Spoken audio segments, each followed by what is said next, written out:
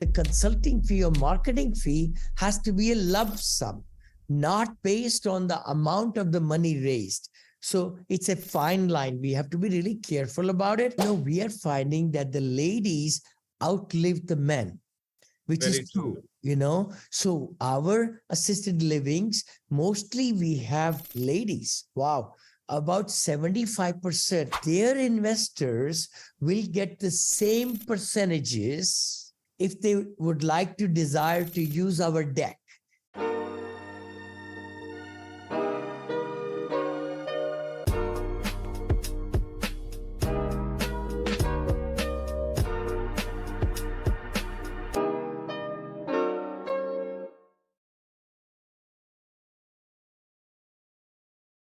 Alrighty. Hey All right. guys, I'm here Okay. with our Jags G from Dallas. I'm right here in Hello, San Viniji. How are you Francisco. doing?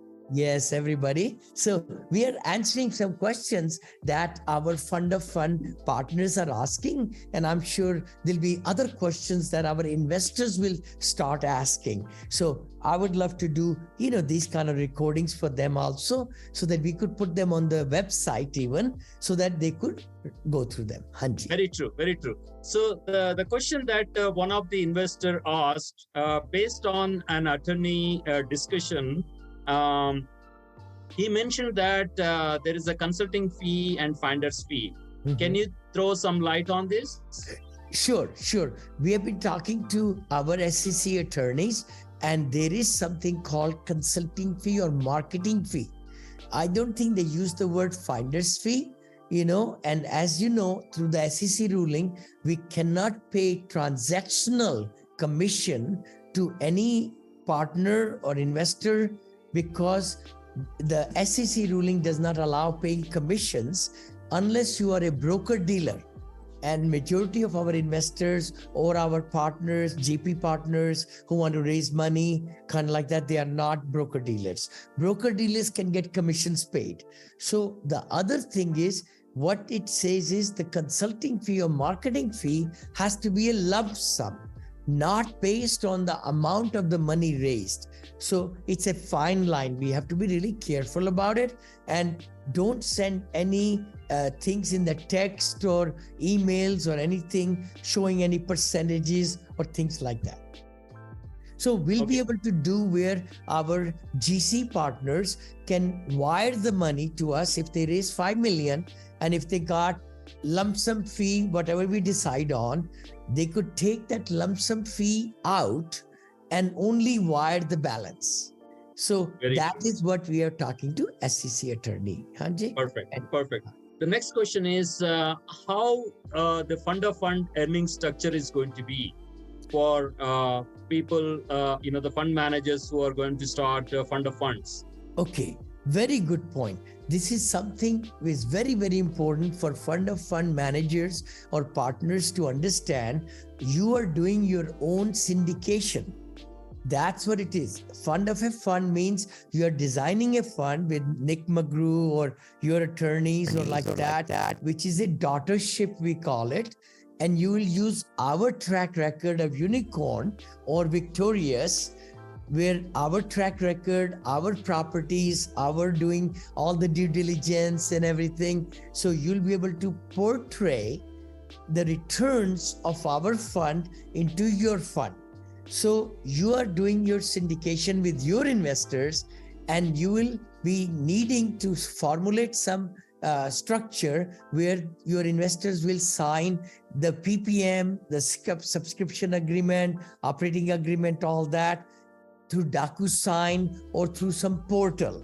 Portals are not too expensive, and we have used like Invest Next portal.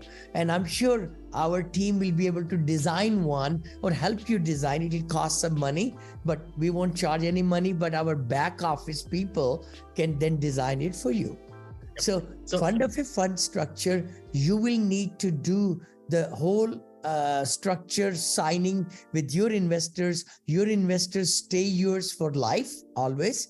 And then the other part is you will be paying money also to them in dividends or cash flows and equity gains as we pay your fund.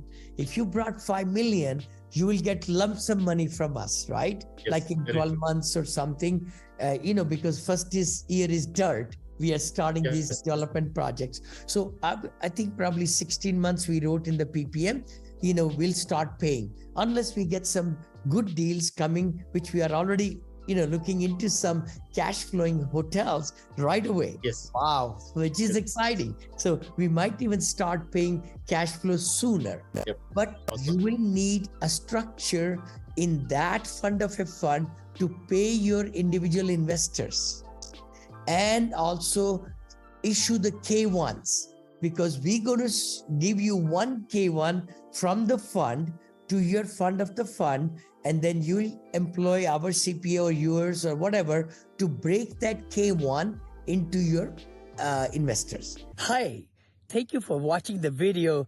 This is Vinny Chopra. Please look at the two links in the description below. One is for the people who want to learn from me, join the academy and learning and all. And the other link is for accredited investors who want to invest with me. So please choose the right link, and back to the video. So it's not that hard. Yeah. The hard part we'll be doing ourselves, because all the different properties we're going to buy under the projects or properties, we'll be running them separately in separate LLCs, and then the profits will go into the fund, unicorn fund, and then that 70-30 will be split, and it's a pass-through entity. We do not pay taxes in the unicorn fund at all.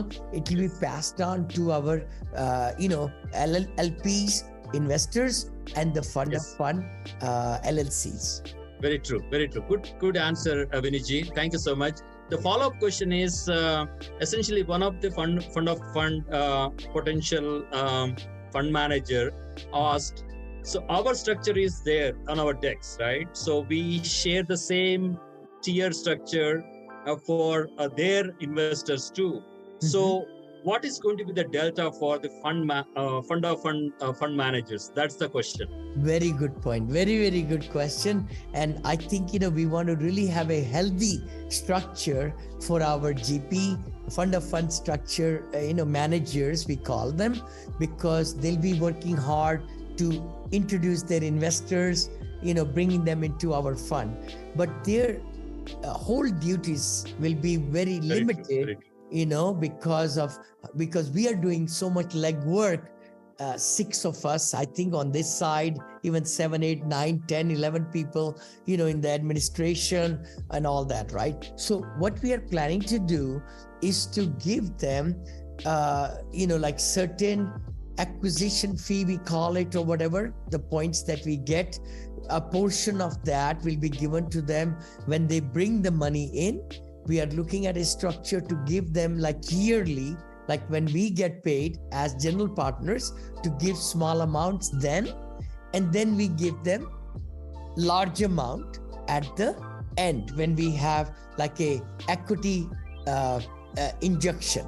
We call it like refinance. If we got paid as general partners, we share some fortune with them, or exits. When the property is sold, we'll get so much cash flow coming in, and we'll be able to truing up with the investors, giving them their pref rates all back at the fourth truing up, we call it, plus the equity gains up to the IRRs, and then it's going to be 70-30, then 50-50, then 30-70, just like the structure. Now, their investors will get the same percentages if they would like to desire to use our deck, because we will not change our deck.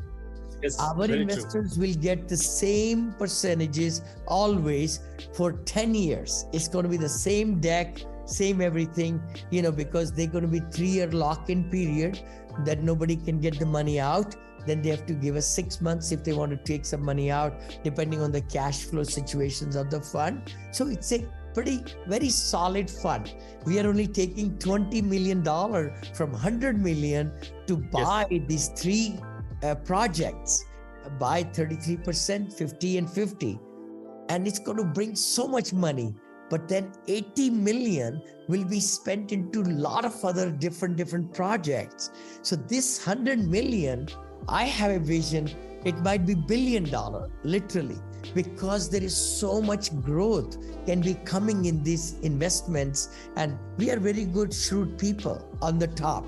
We have experience of 40 years of experience, total 200 years of experience. So we know what to bring it in, and we have vested interest of our LPs and our fund of fund GPs interest to make it happen for them. Perfect. Great answer, Viniji. Thank you. No, so sure. The next question and, is... we do have another way too, where, like I was saying, if our fund of fund managers would like to have a lump sum, it cannot be directly proportional to how much money they raise.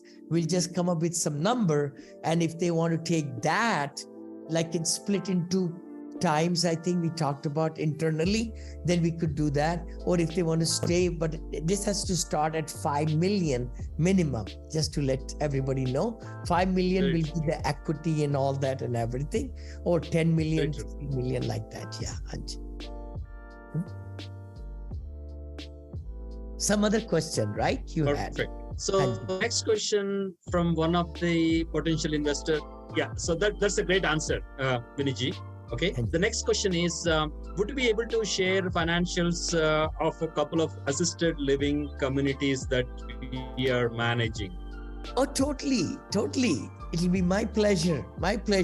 Love to even do a recording about the project that I just started, unfinished actually, I should say.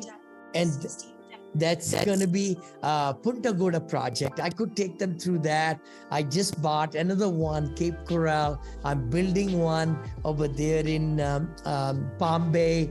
My Williamsburg project is opening up. My other partner, has done 39 deals, and I joined 5 years back with him. So we are having successes. So I would love to share that knowledge, and also maybe even provide some of the packets that I did so that our new investors can kind of see what kind of experience I bring into this, our Victorious Venture Fund as co-founder and, partner.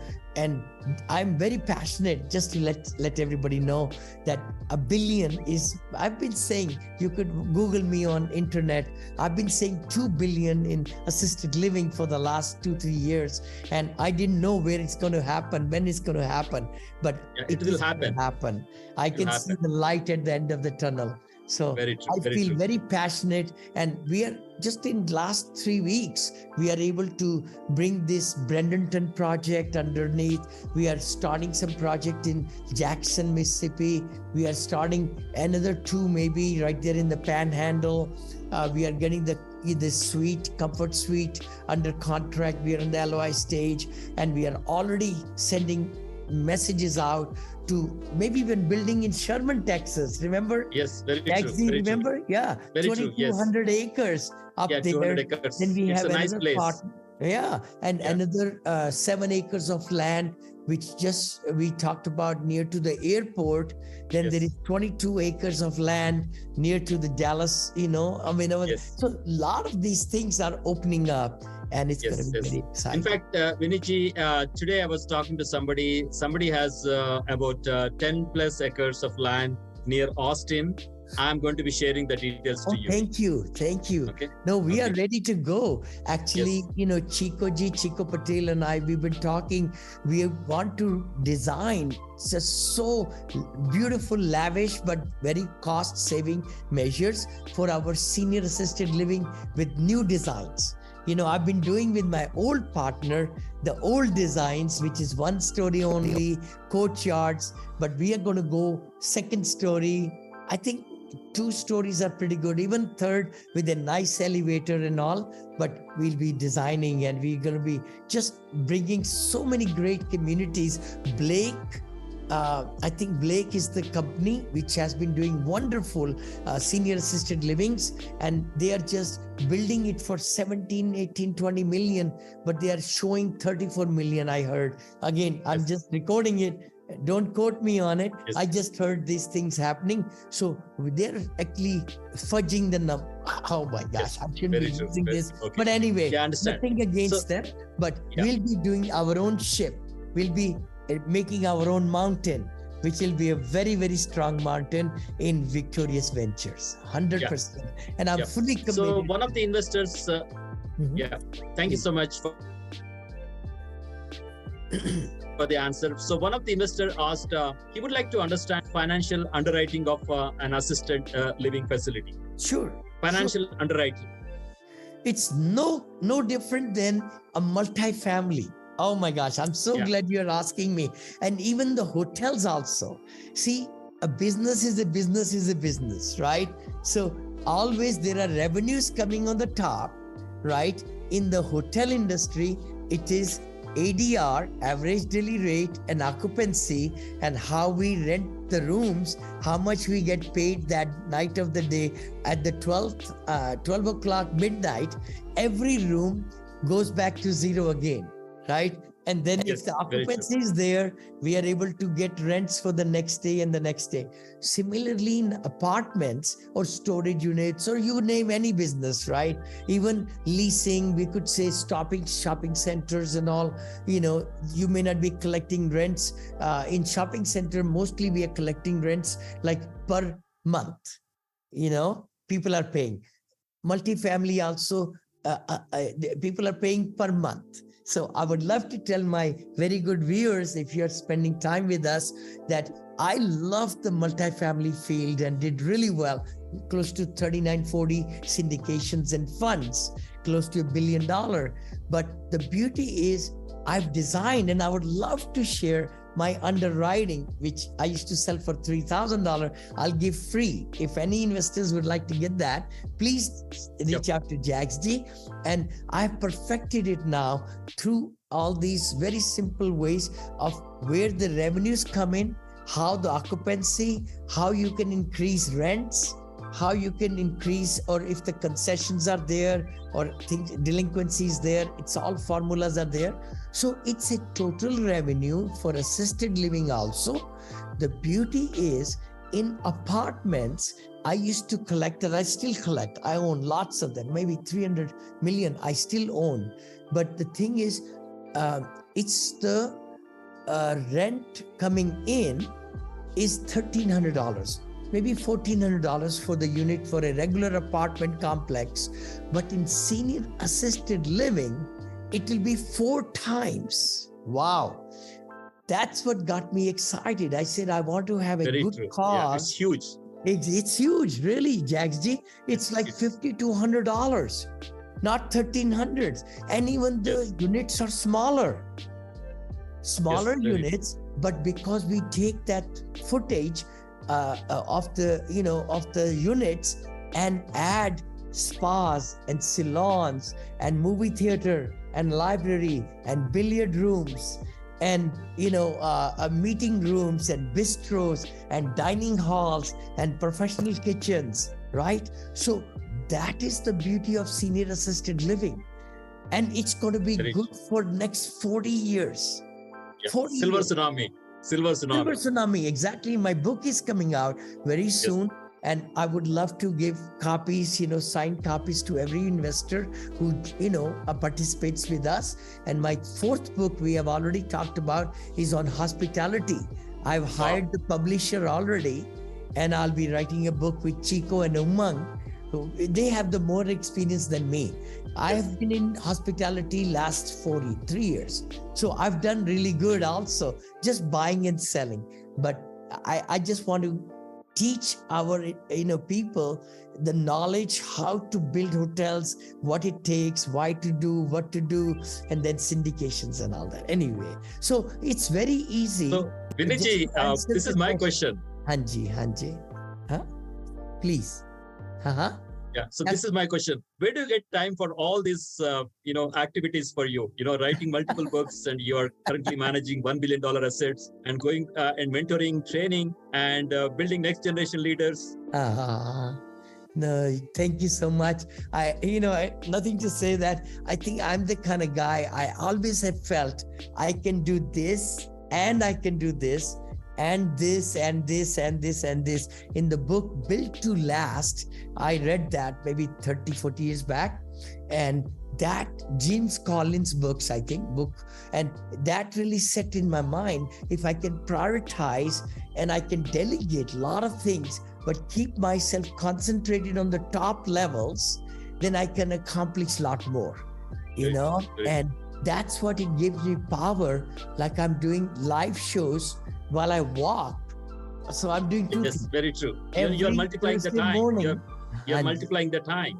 Hanji, I'm walking 3 miles, then I'm doing my show live also on Thursdays. Then on Fridays also 9 a.m. I do weekly show, which is Winnie and Bo show. And then I do a podcast show, which is intermittently we do. And I just do only half an hour. That's it. Yes, and then my true. team takes over and does it. The books also, this new publisher is going to be interviewing me in Zoom, and I'll be giving my ideas, and then they'll be doing the work. So I have done these books. I'm not a good writer at all, but I spoke into the microphone, my ideas and different chapters and all, and then they put them into the book. Very true. Very true. Great answer, Viniji. The next question from one of the investors is, can you give us a projected pro forma for a potential deal? Surely, 100%. Actually, we'll give you full reign of, like the projections, we call them, targeted numbers and everything for hotels. We can share with you, again, don't hold us, because in the construction, the numbers change also as we go along, with the project and all that. 10-20% variation will be there. Hanji, yeah, bilkul. But then there are other things which we have bought already. We know the fixed price of the purchase, and then we know how we're going to tailor make. Like, for example, I'm recording this and I want to really give accolades to my daughter, Monica Chopra. She's our asset manager and partner in the business for 8 years. And she has driven our multifamily in Knoxville, Tennessee in 1.5 years alone. From 12.5 million we purchased, we just signed a contract for 17.4 million sale. And she increased the value by working with a third-party company, management company, to drive the rents up, to cancel some contracts, to really, increase the revenues through occupancy and everything, and then decreasing the costs of the expenses.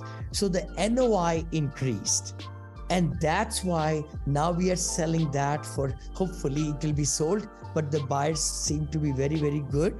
And they have signed a contract with us for 17.4 million. We just bought it for 12.5 million, 2021, October, I think, and this is 23. So in 1.5 years, we have increased the value. So we'll share with you the performers, and I will share with you even the actuals. I don't mind. From the Adelaide, Yes. That's the property. And you can all see those things, how we drive. We've been doing it for the last 15, 16 years now, and, managed $1 billion portfolio. But the thing is, we know where to look for best management practices and where to negotiate, and then where to increase the, rents and everything and other incomes, and where to decrease the expenses. Awesome. The next question, that was a great answer. The next question from the potential investor is, what is a typical mix of residents in assisted living? Age-wise, age group-wise, and also their insurance-wise? I love it. Very good question. Accolade to whoever asked that question. Thank you so much. We are finding that the ladies outlive the men, which is true. So our assisted livings, mostly we have ladies. Wow. About 75% of the total population, like for example, I opened Punta Gorda, right?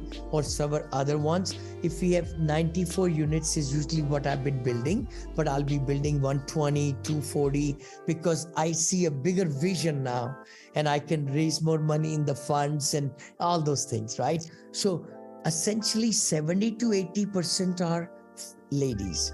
all right, because their husbands, spouses passed away, they became widows, and then when they have a slip or fall in the tub, or when they have something happens where they cannot take care of bathing, or they can't remember, they can't take medicines, or they are not able to drive, ADLs, average, no, what's it called, daily living, no, art of daily living, oh my gosh, I should remember that, activities of daily living, sorry, ADLs. So if they have 3 ADLs impaired, then they can come into our facilities. So our facilities are independent, assisted, and memory care facilities. Independent, we only take if the spouse is alive and the spouse needs assistance, then only their husband, wife can come into our deals. That's how we made a decision, because we are not into... Perfect. Okay, so essentially they are demographically more ladies. Their age group is 75 to 103. That's the age group. How do they pay? That's a big one. Yes, very true. In our facilities, because they are luxurious, we don't take Medicaids, all that much. But majority of our, seniors have to show 3 years of funds before even they are admitted to our facility. 3 years of funds, which will come from their long-term life insurance, or their home equities, or their children will be paying from their incomes. Usually 30% we find comes from the family, comes from the children, and 66% comes from other avenues. So what is the percentage of Medicaid, in all their Very few. Very few. 5%? 5%? Maybe not even 5. I think what we find is that if somebody is bringing Medicaid, they need to bring more other funds to match up with those, So our communities are a little bit more on a higher scale, and like in Scottsdale also, we are planning to build many of them, and other locations, Bend, Oregon, and other Idaho. Let me ask this question: what is the average? What is their annual income typically for average? Their from the 401k and. Yeah, sure. I would love to share with the Williamsburg, the one I'm building right now with my other partner. The net worth was 3 million to 10 million in that vicinity. Wow, so actually we go to the really nice areas to build nice communities where rich people can afford us. And I want to say that we are not charging 10,000 at all. We are not charging 12,000, but we are charging only 4,000 a month with 3 meals and everything and all that. So it's a, pretty good. Fantastic. Yeah. So is there any option, bless you, is there any option for the mid to high kind of range, like 1 million to 3 million net worth individuals? Definitely. Because see, what we find is this is their golden era of life. Yes. So most of our seniors who come into our facilities, usually we have 2 deaths every month, 2 to 3 deaths every month. Wow. That's nature of the beast, right? So we do bring more people in the pipeline, because from the rehab centers, they are released, or from hospitals, they are released now, doctor releases them. They cannot go home, but they need to come to the assisted living. Or if dementia happens, then they go to the memory care side, right? So essentially, what we find is that if they have $1 million net worth, or even less than that, all they need to show us 3 years of, how much would it be? If it's 4,000 a month, so it's 4,800, right? 48, yeah, so they need to have only 150,000. That's it. Yes, very to true. get into our facility, by the way. Yeah, very That's true. all. Very Yeah. So net worth, we do very good studies, feasibility studies beforehand, because we don't want to open our center so that nobody comes to our center, right? So we look at competition, we do a lot of good things, to find if this product is needed. Yeah. Okay. Fantastic. Great answers, Vinny ji. So with this, you could answer all these questions with all the details and examples. And definitely these investors would love to hear your answers. Oh, thank you so much. Thank you. And I'm always here. And we would love to even get some investors, maybe do a little webinar where they could ask even more questions. And Jags ji, please get more questions also so that we can bring them to them. Thank you so much, Vinny ji. Thank you so much for your time. Have a great weekend. You too. Bye-bye. Thank you.